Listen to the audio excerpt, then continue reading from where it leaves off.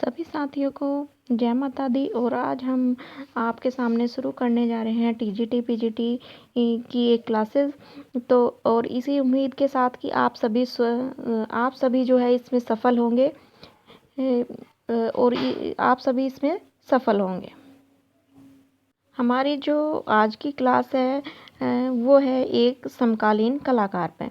तो आप जैसा कि इनको देखते ही समझ गए होंगे कि ये है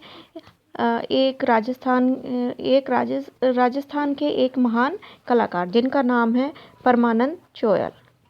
क्या नाम है? परमानंद चोयल। ठीक है, तो आगे अब हमें आपके सामने एक चित्र आया है। तो ये चित्र है इनका जो भैंसों की एक श्रृंखला से, ये भैंसों के चितौरे के रूप में जाने जाते हैं और ये उन्हीं की श्रृंखला से एक इनका महान चित्र है। तो इसी के साथ जो है हम आपके सामने लेकर आए हैं परमानंद चौल जी को। तो आप सभी से अनुरोध है कि आप जो है पहले क्लास को लाइक और सब्सक्राइब करें तथा इसी के साथ साथ जिनको क्लास अच्छी लगे तो वो कमेंट भी करें। तो आइए अब हम जानते हैं परमानंद चौयल जी के बारे में। तो परमानंद चौयल जी का जो जन्म था वो 5 जनवरी सन 1924 को कोटा राजस्थान में हुआ था और इनकी मृत्यु जो थी वो 2012 उदयपुर में हुई थी। इनके प्रारंभिक गुरु जो थे वो कालूराम जी थे और इनकी प्रारंभिक शिक्षा जो थी वो जयपुर में हुई थी।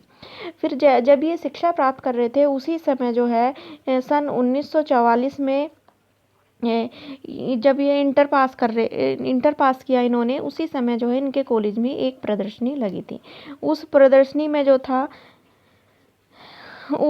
प्रदर्शनी में इन्होंने जो था जमकर अपना अच्छा कार्य करने का प्रयास किया।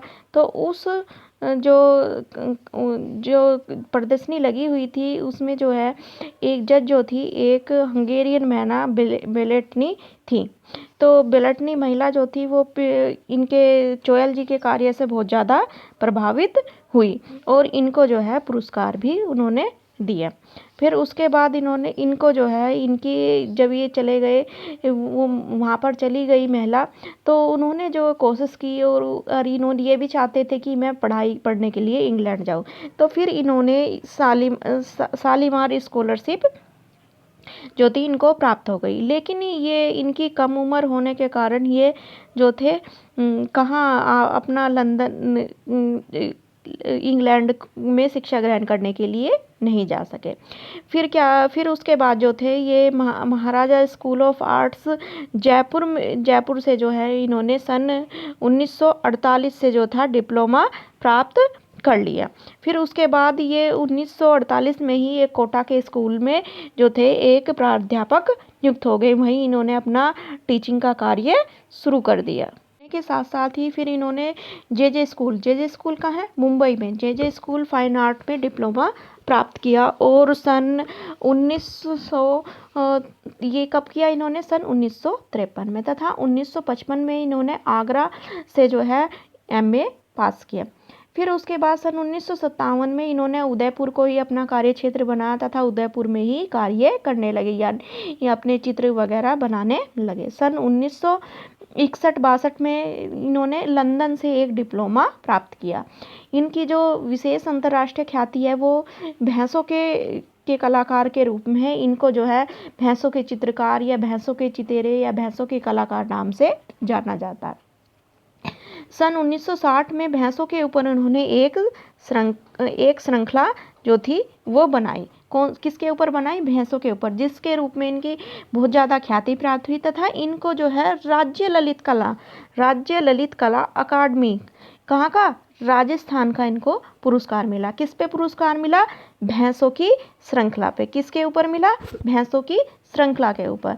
फिर इन्होंने, जैसे कि मैंने पहले ही बताया था कि इनके प्रारंभिक गुरु जो थे वो कौन थे? ये कालूराम जी थे। लेकिन इनको जो आगे उच्च शिक्षा जो प्राप्त की तो उसमें इनके गुरु जो थे वो शैलेंद्र नाथ डे और गोपाल विजयवर्गीय थे। और ये चित्रकार होने के साथ साथ ही नाटककार और लेखक भी थे।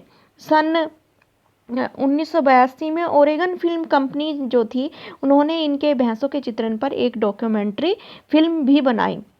कौन सी फिल्म बनाई? किस पर बनाई? इनकी भैंसों की जो श्रृंखला थी उसके। फिर आइए अब हम जानते हैं इनके आगे प्रमुख चित्र जो थे। तो इनके जो प्रमुख चित्र थे उनमें से एक था उदयपुर बोध सीरीज, जिसमें इन्होंने उदयपुर के बारे में बताया। दूसरा जो इनका महत्वपूर्ण चित्र था वो है लंदन की शाम। फिर अगला चित्र है इनका लंदन की बारात। कौन सा? लंदन की शाम और लंदन की बारात। फिर इसके बाद इन्होंने अगला चित्र बनाया उदयपुर की गली। फिर इसके बाद इनका अगला चित्र था दो नारियां, आशा के मेघ, अराउंड हाउस। कौन सा था? अराउंड हाउस, ए वुमेन, आग और खिड़कियां सीरीज इन्होंने बनाई। फिर इसके बाद फिर इन्होंने जो थी वो खिड़कियां सीरीज बनाई, जिसमें जो है अबला नारी जो है उनके दुख की, उनकी व्यथा के बारे में बताया गया है कि किस तरह से वो दरवाजे पर राह देख रही हैं, खिड़कियां में खड़ी हैं, दरवाजे से लगी हुई। इस पर इन्होंने एक पूरी श्रृंखला बनाई। फिर इनका एक चित्र था धरती की मिट्टी, दरारों से सरकती हवेलियाँ, धुंध भरा आकाश, थके पथराए चेहरे। ये थे, सभी लोग थे मान लेंगे, ये च नहीं है। थके पथराए चेहरे, टूटती दीवारें, जर्जर झोंपड़ी, जीर्ण दरवाजे, जीर्ण यानी टूटे फूटे दरवाजे, कोहरे, छतरियाँ, मेहराब, डिजोल्विंग लाइफ और लंदन की रेस। इनके जो चित्रों का जो था मुख्य विषय जो रहा था वो सामाजिक उत्पीड़न, यानी समाज में जो बुराइयां थी, जो भी चल रहा था उसके ऊपर, सामाजिक जीवन के ऊपर और प्राकृतिक दृश्य रहा है। पीएन चहल ने जो है आरंभ में जो थी इन्होंने वास की शिक्षा ग्रहण की थी। इन्होंने ज़्यादातर चित्रण किस में? वास को। इनका फेवरेट माध्यम क्या था? वास। वास जानते हो? वास का आविष्कार किसने किया था? वास का आविष्कार जो भारत में हुआ था वो रविंद्रनाथ टैगोर जी ने किया था। तो पीएन चोइल पर फ्रांसीसी कलाकार वान गो का भी बहुत प्रभाव था। एक फ्रांस के कलाकार थे जो प्रभाववाद से संबंधित थे, तो उन पर जो है उन कलाकार वान गो का भी बहुत ज़्यादा प्रभाव था। वान गो के चित्र, वान गो का एक प्रसिद्ध चित्र था, वान गो ने एक प्रसिद्ध चित्र बनाया था धान के खेत में कोवे। क्या बनाया था? धान के खेत में। तो उसी चित्र के पर इन्होंने जो है परमानंद चोयल ने बनाया था अपना एक प्रसिद्ध चित्र झोपड़ी पर कोवे या झोपड़ी में कोवे। तो इन्होंने किससे प्रभावित होकर बनाया? ये वान गो जो एक कलाकार थे उनसे प्रभावित होकर, उनके किस चित्र से प्रभावित होकर? धान के खेत में कोवे से प्रभावित होकर इन्होंने अपना एक चित्र बनाया जिसका नाम था झोपड़ी पर कोवे। चोयल ने बाद में तैल माध्यम अपनाया। शुरू में क्या था? शुरू में तो ये वास पसंद था, लेकिन बाद में इन्होंने जो कौन सा माध्यम अपनाया? तेल माध्यम। कौन सा माध्यम? तेल माध्यम को अपनाया। और इनका जो ये तेल में चित्रकारी करते थे पतली परत लगाते थे, पतली पारदर्शी परत लगाते थे, जिससे इनका चित्रण जो है बहुत अच्छा लगता है। और जो इनका प्रसिद्ध चित्र है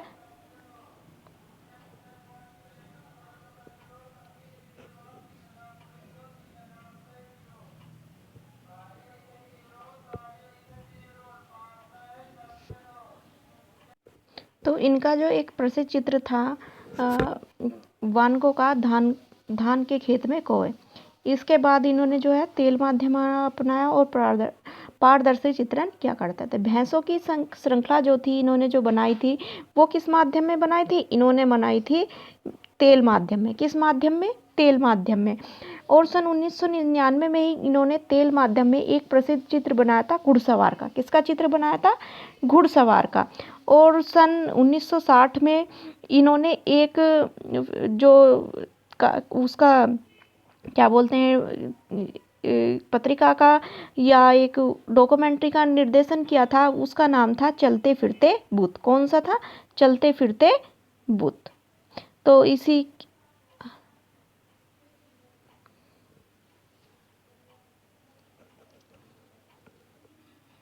तो इसी के साथ आप लोग इसी के साथ मैं अपनी वाणी को विराम देती हूँ और आप लोगों से आशा है कि आपको ये टॉपिक पसंद आया होगा।